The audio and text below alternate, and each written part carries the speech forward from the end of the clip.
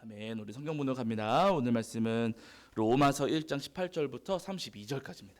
로마서 1장 18절부터 32절까지입니다.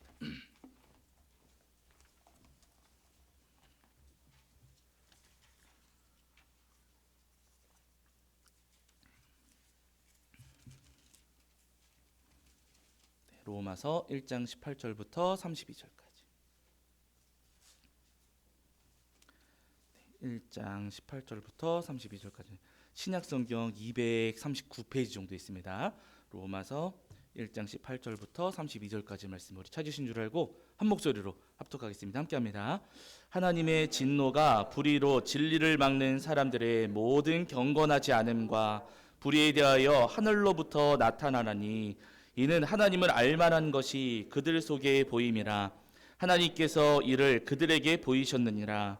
창세로부터 그의 보이지 아니하는 것들 곧 그의 영원하신 능력과 신성이 그가 만드신 만물에 분명히 보여 알려졌나니 그러므로 그들이 핑계하지 못할지니라. 하나님을 알되 하나님을 영화롭게도 아니하며 감사하지도 아니하고 오히려 그 생각이 허망하여지며 미련한 마음이 어두워졌나니 스스로 지혜 있다 하나 어리석게 되어 썩어지지 아니하는 하나님의 영광을 썩어질 사람과 새와 짐승과 기어다니는 동물 모양의 우상으로 바꾸었느니라. 그러므로 하나님께서 그들을 마음의 정욕대로 더러움에 내버려 두사 그들의 몸을 서로 욕되게 하셨으니 이는 그들이 하나님의 진리를 거짓 것으로 바꾸어 피조물을 조물주보다 더 경배하고 섬김이라. 주는 곧 영원히 찬송할 이시로다. 아멘. 이 때문에 하나님께서 그들을 부끄러운 욕심에 내버려 두셨으니 곧 그들의 여자들도 순리대로 쓸 것을 바꾸어 영리로 쓰며 그와 같이 남자들로 순리대로 여자 쓰기를 버리고 서로 향하여 음욕이 부릴 듯하며 남자가 남자와 더불어 부끄러운 일을 행하여 그들의 그릇 때문에 상당한 보응을 그들 자신이 받았느니라. 또한 그들이 마음에 하나님 두기를 싫어하며 하나님께서 그들을 그 상실한 마음대로 내버려 두사 합당하지 못한 일을 하게 하셨으니 곧 모든 불의, 추악, 탐욕, 악의가 가득한 자요 시기, 살인, 분쟁, 사기, 악독이 가득한 자요 수군수군하는 자요 비방하는 자요 하나님께서 미워하시는 자요 능욕하는 자요 교만한 자요 자랑하는 자요 악을 도모하는 자요 부모를 거역하는 자요 우매한 자요 배약하는 자요 무정한 자요 무자비한 자라. 그들이 이 같은 일을 행하는 자는 사형에 해당한다고 하나님께서 정하심을 알고도 자기들만 행할 뿐 아니라 또한 그런 일을 행하는 자들을 옳다 하느니라. 아멘. 자리에 앉으시겠습니다. 네, 여러분 한 주간 평안하셨죠? 오늘도 하나님 앞에 나와 예배하는 저와 여러분이 우리 주님께서 주시는 은혜와 사랑이 가득하기를 간절히 소원합니다. 지난주에 저희가 로마서 1장 18절부터 32절까지 말씀을 통해서 우리에게 주신 은혜를 나누었는데요. 지난주 말씀, 오늘 우리가 읽은 말씀이기도 하지요. 이 로마서 1장 18절 또 31절 말씀 가운데 죄 짓는 이유, 죄인이 되는 그 근본적인 원인에 대해서 우리에게 말씀을 해주셨어요. 우리가 왜 이렇게 수많은 죄를 저지르고 살아가는가, 거슬러 올라가서 그 근본적인 원인을 추적해 보면은요, 그것은 다른 것 아니라 우리가 하나님을 주인으로 여기지 않고 내가 주인 되어 살기 때문에 우리가 하나님의 뜻을 거스르는 것이고, 그러니까 우리 삶에 죄가 찾아오는 것이다 라고 지금 로마서에서 우리에게 말씀하고 있습니다. 그래서 이제 로마서에서 우리에게 말씀하시는 것은요, 그 죄 하나하나를 해결하기에는 우리가 너무 연약합니다. 어떻게 하면 그 모든 죄를 우리가 단번에 이겨낼 수가 있는가? 그 비결은 우리가 예수님 믿는 믿음을 가질 때 죄를 이겨낼 수 있다, 이렇게 말씀하시거든요. 한 가지 싸워서는요, 도저히 우리의 싸움이 끝나지가 않습니다. 그러나 내가 주인이 아니라 우리 주님이 나의 주인이십니다. 예수님이 나의 구세주이십니다 라는 그 믿음을 우리가 갖기만 하면은요, 우리가 의인으로 거듭날 수 있고 의인이 될 때 모든 불의를 이겨내고 죄를 이겨낼 수 있다, 로마서에서 우리에게 말씀하십니다. 바라는 여러분, 이 땅을 살아가시는 동안 수많은 죄의 유혹이 우리 삶에 있지만은요, 그 가운데 우리가 예수님이 나의 구주이심을 늘 고백하시면서 모든 죄와 사망의 권세를 이겨내시는 저와 여러분이 되기를 주의 이름으로 간절히 축원합니다. 자, 오늘 한 번 더 우리 로마서 1장 18절부터 우리 32절까지 말씀을 통해서 우리에게 주시는 은혜를 나누려고 하는데요. 앞서 말씀을 드린 것처럼 오늘 우리가 함께 읽으신 이 말씀은 사람들이 어떻게 죄인이 되는지, 죄인이 되는 근본적인 원인에 대해서 우리에게 말씀해 주시는 성경입니다. 근본적인 원인은 앞서 말씀드린 것처럼 하나님을 인정하지 않고 내가 주인 되니까, 내가 주인인 것처럼 이 땅을 살아가니까 우리가 죄를 짓는 거거든요. 근데 하나님께서 그렇게 자신이 주인 되어서 하나님 말씀을 거스르고 죄 짓는 사람들을 향해서 오늘 본문에서 아주 중요한 말씀 한 구절을 하셨어요. 어디 말씀이냐면 여러분 1장 18절입니다. 1장 18절. 자, 로마서 1장 18절입니다. 자, 우리 찾으신 줄 알고 읽겠습니다. 이렇게 함께합니다. 시작. 하나님의 진노가 불의로 진리를 막는 사람들의 모든 경건하지 않음과 불의에 대하여 하늘로부터 나타나나니. 아멘. 이렇게 말씀하셨어요. 여기 말씀 보시면은 하나님의 진노가 불의로 진리를 막는 모든 사람들의 경건하지 않음과 불의에 대해서 하늘로부터 나타난다. 하나님의 진노가 있다는 거예요, 없다는 거예요? 있다는 거예요. 불의한 사람들, 불의한 사람이 되어서 말씀을 거스르고 죄 짓는 사람들에 대해서 하나님께서 진노하신다. 그래서 이제 그 32절 그 1장 32절에서도 사형에 해당한다 이런 말씀하시잖아요. 분명히 하나님께서 오늘 이 로마서 말씀에서 자기가 주인 되어 살아가면서 죄 짓는 사람들에게 하나님의 진노가 있다라고 말씀을 하셨어요. 그런데 여러분 가만히 여러분 오늘 말씀 같이 읽으셨지만은 1장 18절부터 32절 말씀을 읽어가는 가운데 그들에게 임하는 진노, 죄인들에게 임하는 진노가 여러분 무엇인지 정확하게 보이시나요? 안 보이시나요? 그들이 저지르는 죄에 대해서는 쭉 나오는데요. 그 죄인들에게 임하는 진노가 임한다고 분명히 말씀을 하셨는데 그들에게 임하는 진노가 사실은 잘 보이지가 않습니다. 아니 죄인들에게 진노가 있다고 하시는데 그 진노가 구체적으로 뭔지는 우리가 잘 모르는 거예요. 사실은 여러분 이 땅을 살아가면서 우리가 자주 겪는 일들입니다. 뉴스를 보시면은요 세상에 어마어마한 죄인들이 있어요. 오늘 교회 문만 열고 나가시면은 교회 바깥에 여러분 예수님 믿지 않은 어마어마한 사람들이 있고 수많은 죄인들이 우리 주변에 있습니다. 여러분 그 죄인들 예수님 믿지 않고 살아가는 죄인들에게 주님의 진노가 있던가요 없던가요? 없어 보여요. 그렇죠? 그래서 우리가 흔히 하는 말 건데 왜 나쁜 사람들이 죄 짓는 사람들 왜 안 잡아가시느냐, 저 사람들 왜 이렇게 잘 살게 내버려 두시느냐 우리 마음에 한탄할 때가 여러분 있지 않습니까? 분명히 하나님의 진노가 죄인들에게 임한다고 말씀을 하셨는데 우리 주변을 가만히 돌아보면은 죄인이 하나님의 진노를 받는 게 아니라 꼭 예수님 믿는 우리만 어려움 당하는 것 같고 저들에게는 하나님의 진노가 없는 것 같아요. 아니 도대체 하나님 왜 저들에게 진노를 안 퍼부으십니까? 우리 마음에 그렇게 한탄할 수 있거든요. 그러나 여러분 오늘 말씀을 다시 한번 가만히 보시면은요 죄인들에게 임하는 진노가 있다는 것을 우리가 분명히 알 수가 있습니다. 하나님께서 죄인들에게 주시는 진노가 무엇인가? 오늘 말씀 보시면 이렇게 말씀하시거든요. 자, 우리 세 구절을 보실 텐데요. 자, 우리 함께 읽겠습니다. 1장 24절입니다. 1장 24절. 1장 24절 읽겠습니다. 시작. 그러므로 하나님께서 그들을 마음의 정욕대로 더러움에 내버려 두사 그들의 몸을 서로 욕되게 하셨으니. 아멘. 26절도 보실게요. 26절 읽겠습니다. 시작. 이 때문에 하나님께서 그들을 부끄러운 욕심에 내버려 두셨으니 곧 그들의 여자들도 순리대로 쓸 것을 바꾸어 영리로 쓰며. 아멘. 이렇게 말씀하셨고 28절도 보실게요. 28절 자 읽겠습니다. 시작. 또한 그들이 마음에 하나님 두기를 싫어하며 하나님께서 그들을 그 상실한 마음대로 내버려 두사 합당하지 못한 일을 하게 하셨으니. 아멘. 이렇게 말씀하셨습니다. 세 구절에 똑같이 나오는 표현이 하나가 있어요. 그게 뭘까요? 내버려 두사. 네. 내버려 두셨다, 내버려 두사라는 말씀이 여러분 24, 26, 28절에 똑같이 지금 반복되고 있습니다. 지금 여러분 하나님께서 불의한 사람들, 진리를 거스르는 사람들, 그래서 죄를 저지르는 그 사람들에 대해서 우리 하나님께서 내버려 두셨다라고 말씀하고 계세요. 여러분 여기 나오는 이 내버려 두셨다라고 하는 이 말씀이 여러분 바로 하나님의 진노입니다. 여러분 하나님의 진노는 내버려 두시는 거예요. 우리가 생각할 때 뭐 갑자기 사업이 어려워지고 병들고 사고가 나고 힘든 일이 생기면 우리는 그런 일이 발생할 때 하나님이 나를 치셨다라고 하잖아요. 고통과 고난이 찾아오면 그것이 하나님의 징계이고 진노라고 우리가 많이들 생각을 합니다. 욥의 세 친구도 저희가 지난 주 중에 욥기 말씀 나눴지만 욥의 세 친구도 이제 그렇게 생각을 했었거든요. 그러나 여러분, 하나님의 진노는 그런 방법으로 올 때도 있기는 하겠지만은요, 하나님의 진노는요, 진짜 무서운 진노는요, 그냥 내버려 두시는 거예요. 하나님께서 그냥 내버려 두시는 게, 모르는 척 내버려 두시는 것이, 여러분, 그것이 가장 무서운 하나님의 진노입니다. 왜냐하면 여러분, 히브리서에 보시면 이런 말씀이 있거든요. 자, 12장 히브리서 말씀 고조 찾아보세요. 신약성경 367페이지 정도 있고요. 히브리서 12장 5절부터 8절입니다. 히브리서 12장 5절부터 8절. 네, 히브리서 12장 5절부터 8절까지. 신약성경 367페이지 정도 있고요. 히브리서 12장 5절부터 8절입니다. 히브리서 12장 5절부터 8절.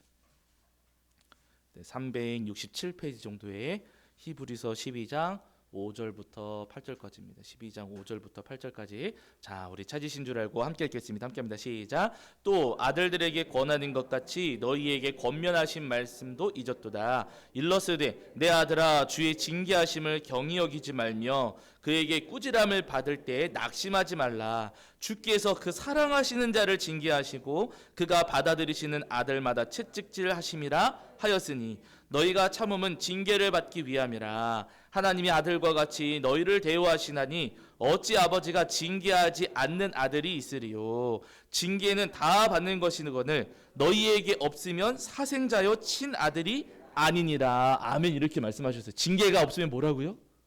사생자라고요. 징계가 없으면은요, 하나님의 자녀가 아니라는 겁니다. 하나님의 자녀가 아니라면 징계하셔야 안 하세요? 안 하세요. 그냥 내버려 두신다는 거예요. 여러분, 솔직히 우리 그렇잖아요. 옆집 아들 딸이 사고 치고 다녀요. 그럼 가서 혼내세요. 아이고 쯧쯧하고 마세요. 어떻게 해나 이러고 마세요. 아니면 가가지고 너 왜 그러니 붙잡아가지고 혼내시고 그러십니까? 남의 집이니까, 여러분, 다른 집이니까요, 그냥 멀리서 바라보면서 야, 저 집 부모님 속 썩어 들어가겠다, 우리가 그러지. 그 옆집 아이 찾아가가지고 쫓아다니면서 너 그러면 안 돼, 여러분, 우리가 그러지는 않잖아요. 지금 하나님 말씀 여러분 그겁니다. 하나님께서요, 여러분, 사생자, 남의 집 아들, 다른 집 자녀는요, 여러분, 하나님께서 관심을 안 두신다는 거예요. 내버려 두신다. 그러니까 여러분, 하나님께서는 하나님의 자녀들을 징계하시는 것이고, 하나님의 자녀가 아니면은요, 그냥 내버려 두신다고 말씀을 하세요. 그러니까 여러분, 내버려 두시는 것이 정말 무서운 하나님의 진노인 거예요. 오늘 우리에게 하나님께서 회초리도 안 드시고 그냥 나 하고 싶은 대로 가만히 내려버려 두시고 그냥 내가 하는 일들이 내 뜻대로 다 그냥 잘 되기만 한다면은요, 여러분, 그것은 결코 자랑이 아닙니다. 하나님께서는요, 하나님의 자녀가 아니라면 그대로 내버려 두신다고 말씀하시고, 그 내버려 두시고 방치하시는 것이 하나님의 무서운 진노의 방법이에요. 바로 왕을 우리 성도님들이 기억을 하실 텐데요, 바로가 여러분 애굽의 왕이었잖아요. 애굽의 왕을 바로 이렇게 부르지 않았습니까? 근데 애굽의 왕은요, 왕인 동시에 그 시절 사람들은 이 왕을 신이라고 생각을 했어요. 애굽의 왕은 곧 신이다라고 생각을 해서 왕을 섬기는 것을 곧 신이 섬기는 것처럼 이렇게 생각들을 했습니다. 바로 자신도 나는 신이다, 이런 생각들이 있었거든요. 그런데 어느 날 모세 할아버지가 찾아와가지고 여호와 하나님의 백성을 내보내라. 하나님께서 하나님 백성 내보내라고 지금 말씀하시니 당신 고집 부리지 말고 하나님 백성 내보내십시오 라고 모세가 바로에게 이야기를 했습니다. 그런데 여러분, 바로가 말을 들어요, 안 들어요? 안 들어요. 지금 내가 신인데 지금 눈에 보이지도 않는 무슨 신을 이야기하면서 내보내라고 하니까 바로가 콧방귀 끼면서 모세 할아버지가 전하는 말씀을 듣지 않았습니다. 그러면서 계속해서 애굽 땅에다가 여러 차례 하나님께서 이제 재앙을 일으키셨거든요. 근데 그 재앙을 일으키시는 그 장면 가운데 이런 말씀이 반복이 돼요. 우리 말씀 거절 또 찾아보실게요. 어디냐면 출애굽기입니다. 여러분, 출애굽기 10장 20절입니다. 구약성경 97페이지 정도 있거든요. 출애굽기 10장 20절입니다. 10장 20절. 자, 출애굽기 10장 20절입니다. 출애굽기 10장 20절. 구약 성경 97페이지 정도 있습니다. 자, 우리 찾으신 줄 알고 읽겠습니다. 함께합니다. 시작. 그러나 여호와께서 바로의 마음을 완악하게 하셨으므로 이스라엘 자손을 보내지 아니하였더라. 아멘. 이렇게 말씀하세요. 하나님께서 바로의 마음을 완악하게 하셨다라고 말씀하십니다. 재앙을 일으키실 때마다 바로의 마음을 완악하게 하셨다는 거예요. 우리가 이 말씀 읽어 내려갈 때만 이런 표현이 이 출애굽기에 몇 번 나오거든요. 10장 27절에도 나오고 11장 10절에도 나오고 10장에 가서도 3번이나 반복되고 하면서 바로의 마음을 완악하게 하셨다라는 말씀이 여러 차례 반복이 됩니다. 그래서 이 말씀 읽어 내려가면서 우리가 쉽게 생각하는 것은 하나님께서 바로의 마음을 완고하게 만들으셨구나. 하나님께서 완고하게 만드셔가지고 자꾸 고집 부렸구나. 우리가 이렇게 오해하기가 쉽습니다. 그런데 여러분 여기서 하나님께서 바로의 마음을 완악하게 하셨다. 이 말씀 뭐냐면은요. 바로가 고집을 부릴 때 고집 부리도록 그냥 내버려 두셨다. 이런 의미예요. 하나님께서 완고하게 만드신 것이 아니고요. 바로가 고집을 부릴 때 그래 너 그냥 고집 부려 라고 내버려 두셨다라는 의미입니다. 하나님께서는 바로가 고집 부릴 때 너 왜 그래 이놈아 하시면서 혼내지를 않으셨어요. 왜요? 바로는 하나님의 사생자니까 그 죄인으로 살아가고 자기가 신이라고 생각하고 자기가 주인이라고 생각하는 사람이기에 여러분 하나님께서 그 바로를 그냥 내버려 두셨어요. 내버려 두셨더니 여러분 어떻게 됐습니까? 우리 성도님들 잘 아시는 것처럼 이 바로가 끝까지 자기 고집대로 살아가고 끝까지 자기가 주인인 것처럼 살다가 결국에는 나라가 풍비박산나고 또 자기 장자를 잃어버리고 이 애굽의 군인들은요 그 홍해에 다 그냥 휩쓸려 가지고 어마어마한 징계와 심판을 받지 않았습니까? 그러니까 여러분 하나님께서 내버려 두시니까 결국에는요 나라가 무너지고 자기의 삶도 무너지는 어마어마한 심판과 재앙이 결국에는 일어났다는 거예요. 그래서 여러분 하나님께서 그냥 내버려 두시는 것이 진짜 무서운 하나님의 진노라는 겁니다. 하나님께서 우리를 외면하시는 것, 하나님께서 모르는 척하시고 우리의 삶을 방치하시는 것이 정말 무서운 우리 삶에 아주 무서운 하나님의 진노가 된다는 거예요. 그래서 우리 성도는 잘 아시는 하박국이 여러분 뭐라고 기도를 했습니까? 우리가 예전에 한두 달 지났을까요? 이제 수요일 날 이 하박국 말씀을 함께 나누는데요. 하나님께서 우리를 그대로 내버려 두시는 것이 진노라는 것을 이 하박국 선지자는 너무나도 잘 알았어요. 그래서 하박국 선지자가 하나님 앞에 간절히 기도할 때 뭐라고 기도하냐면 우리 요 한 구절만 더 찾아보실게요. 자, 하박국 3장 2절입니다. 하박국 3장 2절. 자, 구약 성경 하박국 3장 2절입니다. 하박국 3장 2절.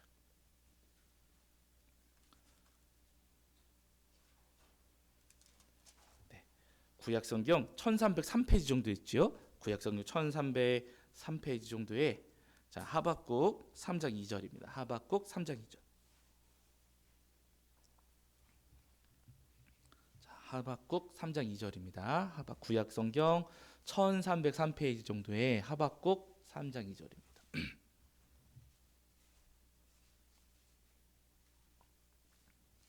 네, 하박국 3장 2절. 자, 우리 찾으신 줄 알고 함께 읽겠습니다. 함께합니다. 시작. 여호와여 내가 주께 대한 소문을 듣고 놀랐나이다. 여호와여 주는 주의 일을 이 수년 내에 부응하게 하옵소서. 이 수년 내에 나타내시옵소서. 진노 중에라도 긍휼을 잊지 마옵소서. 아멘. 그래서 여러분 하박국 선지자가 하나님 앞에 주의 일을 수년 내에 부응하게 하옵소서라고 기도한 거예요. 제가 여러 차례 말씀을 드렸지만 하박국 선지자가 기도할 때 말씀드렸 하나님 앞에 기도했던 부응하게 하옵소서. 여러분 이 표현은요 오늘 우리가 생각하는 것처럼 교회에 부응하게 해주세요. 우리 사람 많아지게 해주세요. 여러분 그런 의미의 부응이 아니었습니다. 하나님께서 이제 하박국과 대화를 나누시면서 이제 하박국이 하나님의 마음을 깨달았어요. 하나님께서 남유다를 그냥 심판하실 것이라고, 남유다를 이제 다 그냥 싹 갈아엎으실 것이라고 하나님께서 말씀을 하셨습니다. 하박국은요, 하나님 왜 그러십니까? 왜 악한 사람들은 잘 살게 내버려 두시고 악한 사람들의 손을 들어서 우리를 이렇게 괴롭히시는 것이 말이나 됩니까? 라고 여쭈었을 때 하나님께서 하박국에게 하신 말씀이 뭐냐면요, 내가 그렇게 해가지고 남유다를 깨끗하게 청소할 거다. 지금 남유다에 있는 악한 것들 이거 다 없애버리고 남유다를 다시 새롭게 세우려고 한다라고 하시는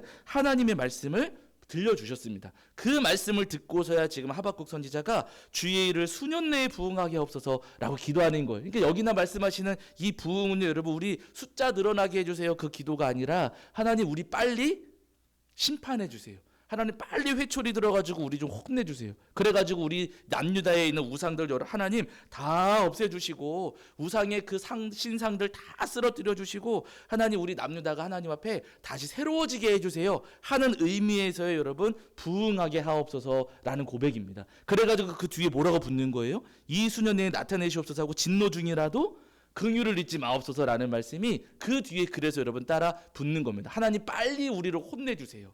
그래야 우리가 낫고 우리가 고쳐지니까 하나님 우리를 빨리 좀 혼내주세요 하는 고백이 바로 이 수년 내에 부응하게 하옵소서 하는 고백입니다. 바른 여러분 우리 성도님들이 하나님 앞에 기도하실 때마다 우리가 하나님 앞에 예배할 때마다 하박국과 같은 마음으로 기도하실 수 있는 저와 여러분이 되기를 주의 이름으로 간절히 축원합니다. 사실 여러분 우리가 기도할 때 우리의 마음은요 우리 삶이 아픈 것보다는 건강한 게 좋고 그렇죠. 사업이 어려운 것보다는 사업이 잘 되는 게 좋고 그리고 우리 삶이 여러 가지 문제에 부딪히는 것보다는요 왼쪽으로 가도 형통하고 오른쪽으로 가도 형통하고 누워 있어도 잘 되고 뭐 밥 먹고 있어도 잘 되고 우리 삶에 아무런 문제 없이 우리가 아무런 고통과 아픔도 없이 사는 것을 우리는 좋아하고요. 그렇게 살 수 있게 해달라고 하나님 앞에 기도할 때가 너무나도 많이 있습니다. 물론 그 마음은 충분히 이해를 하지만은요. 그러나 여러분 그 기도를 가만히 생각해 무슨 이야기냐면은 하나님 내가 하고 싶은 거는 그냥 다 잘 되게 해주세요.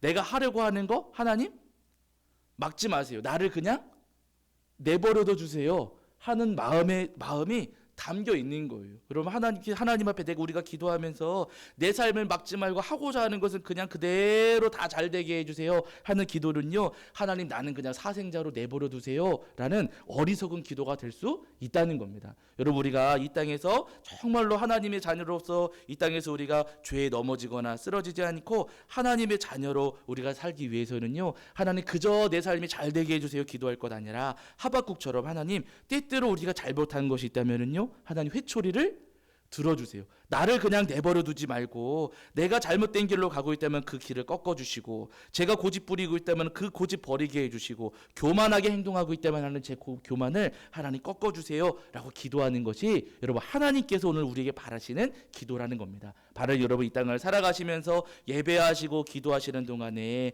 나를 내버려 두세요 라고 기도하는 것 아니라 주의 일을 수년 내에 부응하게 하옵소서. 하나님 저를 변화시켜 주시고 하나님의 회초리로 저를 꺾어주셔가지고 하나님의 자녀로 거듭날 수 있게 도와주시옵소서. 기도하실 수 있는 저와 여러분이 되기를 주의 이름으로 간절히 축원합니다. 우리 성도님들이 야곱을 기억하실 텐데 야곱이 밧다나람으로 도망갔다가 형한테 죽을까봐 도망갔잖아요. 도망갔다가 외삼촌 라반의 그 뭐라 그럴까요? 라반이 막 속이고 그러니까 그것을 더 이상 견디지 못하고 다시 이제 도망쳐서 세월이 지난 다음에 다시 고향으로 돌아오게 됩니다. 그때 4명의 아내와 여러 자녀들, 여러 종들과 짐승들을 데리고서 이제 고향으로 돌아오게 되는데요. 멀리서 저 형 에서가 자기 군인들을 데리고서 지금 야곱을 만나기 위해 오고 있다라는 소식을 이 야곱이 들었어요. 형이 군인들을 이끌고 나를 만나러 온다라고 하는 소식을 들었을 때 여러분 야곱은요. 굉장히 두려웠습니다. 왜냐하면 자기가 오래전에 형 장자권도 빼앗고 형 축복도 빼앗고 해가지고 형을 아주 그 고통스럽게 만들었으니까 형한테 잘못을 저지른 게 있으니까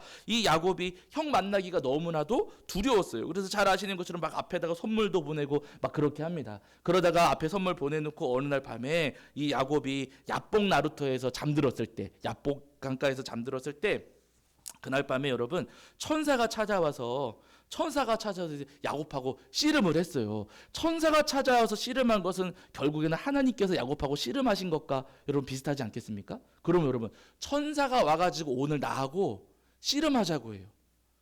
이기셔야겠어요? 지셔야겠어요? 예?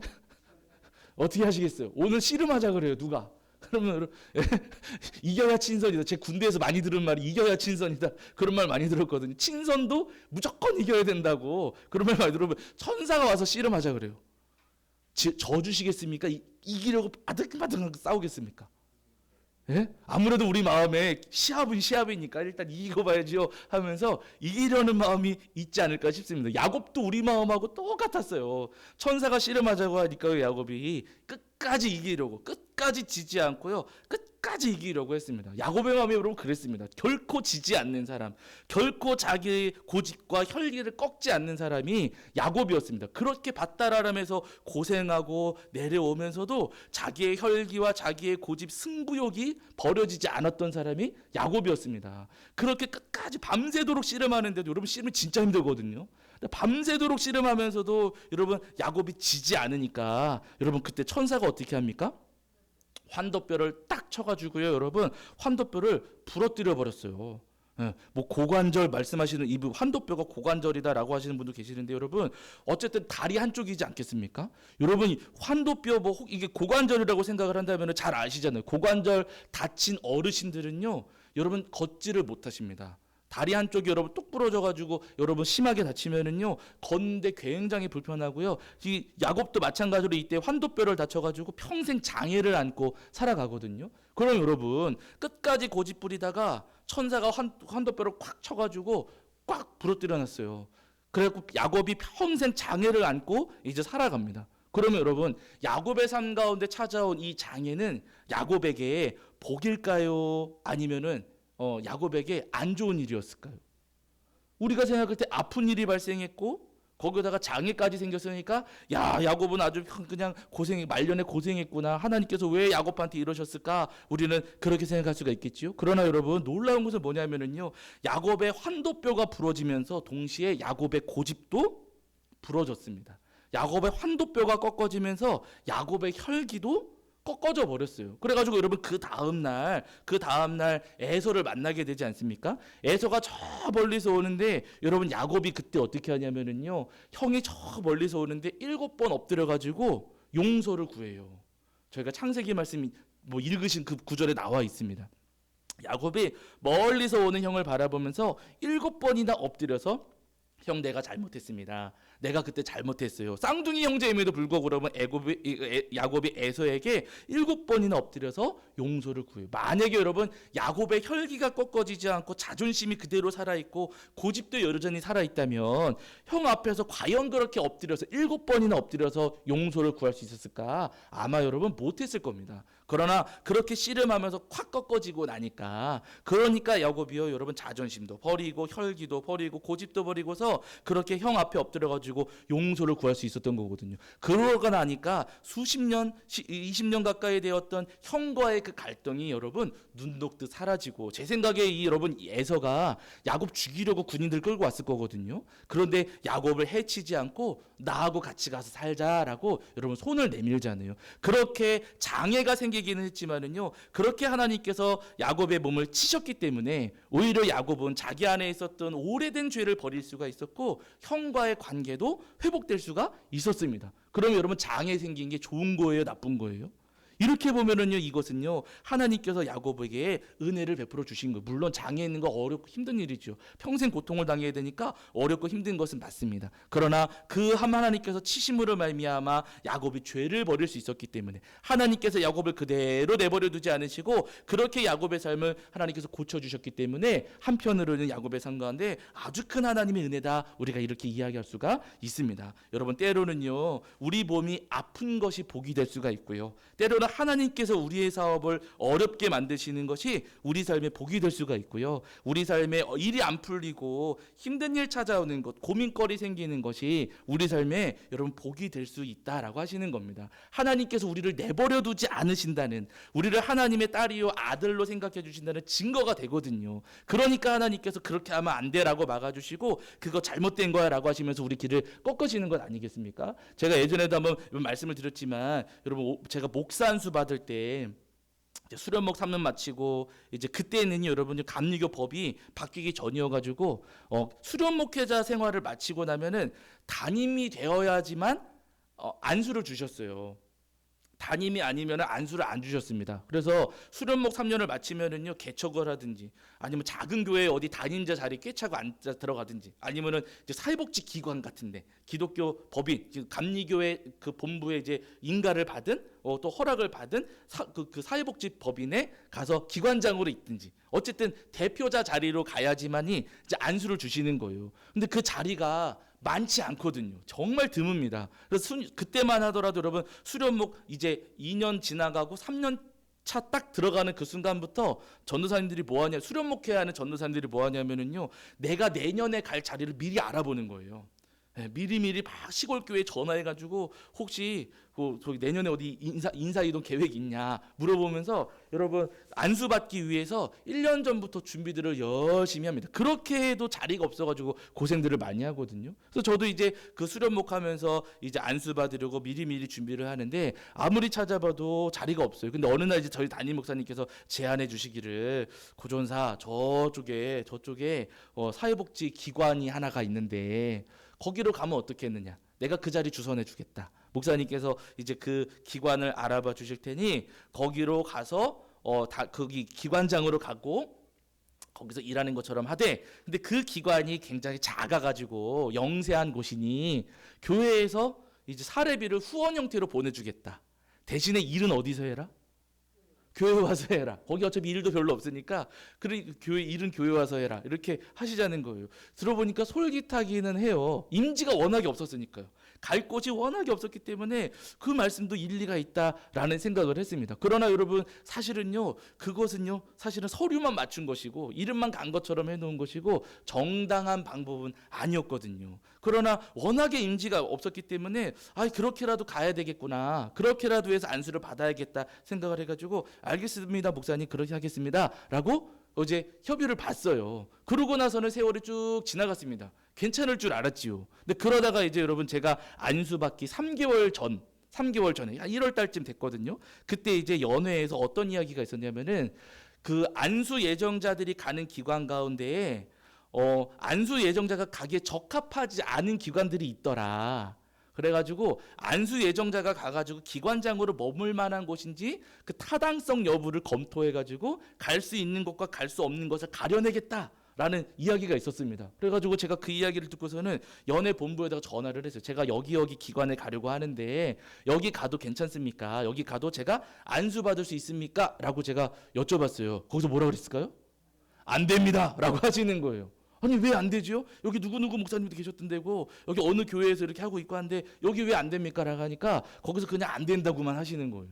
그래가지고 여러분 저는 제가 그냥 안전하게 아주 편안하게 안수받을 줄 알았는데 안수받기 3개월 전에 제가 가려고 하는 길이 딱 막혀버린 겁니다. 그제서 이제 막 여기저기 전화해가지고 시골교회 저기 작은 교회 개척교회 막 전화해서 이제 어디 갈 자리가 있나 알아보려고 했지만은요, 그때는요 이미 끝난 거예요. 이미 그때는 제가 갈 자리가 없고 딱 남은 것 한 가지가 뭐냐면 개척하는 거 하나밖에 없었습니다.